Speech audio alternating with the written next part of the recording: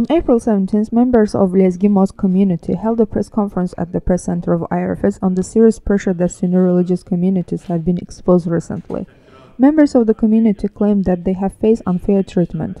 As an example, they cited closure of the settlement mosques like Martyrs, Abubakr and Mushfigabad. The shutdown of these mosques was considered groundless. The reason for this was believed to be Sunnis who prayed in these mosques. It was also claimed that leadership of Caucasus Muslims Office, State Committee for Work with Religious Organizations, made a joint decision to shut down the aforementioned mosques. The Sunnis stated that they are exposed to pressure due to being different from Shia and for living life according to the Koran and Prophet Muhammad's sayings.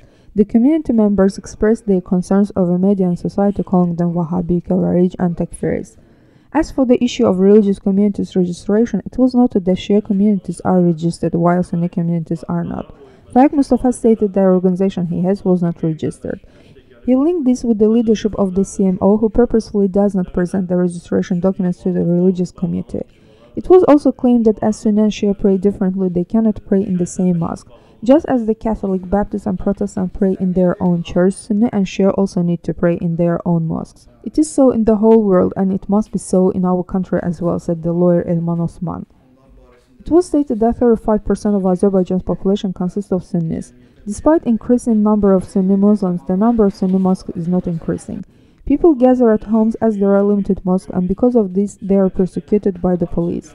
It was also noted that there was no imam of Sunni community.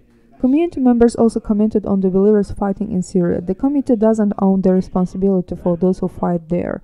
Mustafa even said that there are more Shia fighters than Sunni fighters in Syria. In the press conference, it was also discussed that some religious people are exposed to pressure in Syria. Fuzuli Agamali, who is exposed to such pressure, linked this with his belief. I pray in a Turkish way, not in the Persian way. This is why I am not allowed to the mosques, he said. As a result, community members said that the head of the country, Ilham Aliyev, is not aware of these pressures against them and they want to be heard by the president.